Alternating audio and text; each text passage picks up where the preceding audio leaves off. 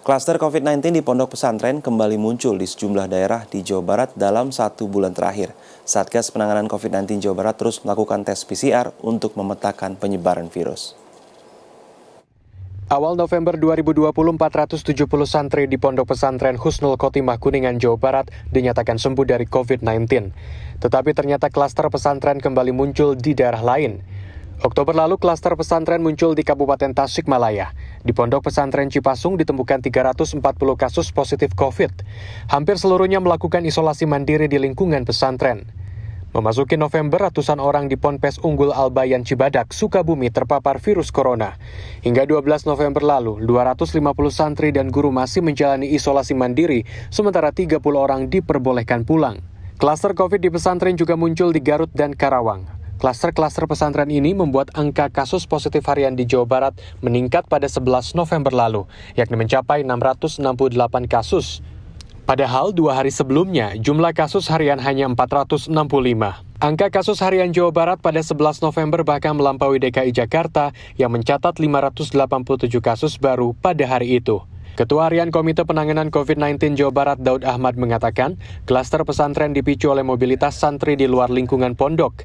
Untuk menekan angka peningkatan kasus COVID di pesantren, Komite Penanganan COVID Jawa Barat mengeluarkan instruksi khusus. Ada semacam surat dari Pak Sekda ya kepada khususnya Bupati Wali Kota mengingatkan kembali untuk ya artinya mengingatkan pesantren yang ada di daerahnya bahwa ini klaster pesantren mulai bermunculan. Artinya supaya mereka lebih memperketat protokol ya, disiplin protokol kesehatan ya, yang sebetulnya sudah diatur juga dalam sebuah surat gubernur bahwa protokol kesehatan di pesantren itu seperti apa, kalau membuka kelas tetap muka seperti apa. Pakar epidemiologi dari Griffith University Australia, Diki Budiman mengatakan, seharusnya sekolah dan pondok pesantren tidak boleh mengadakan kegiatan terlebih dahulu hingga kurva penyebaran virus menurun. Dari awal saya sampaikan, setidaknya sampai awal tahun depan, awal sih saya masih menyampaikan sampai akhir tahun ini, bahwa sekolah, pesantren, kampus, tutup dulu.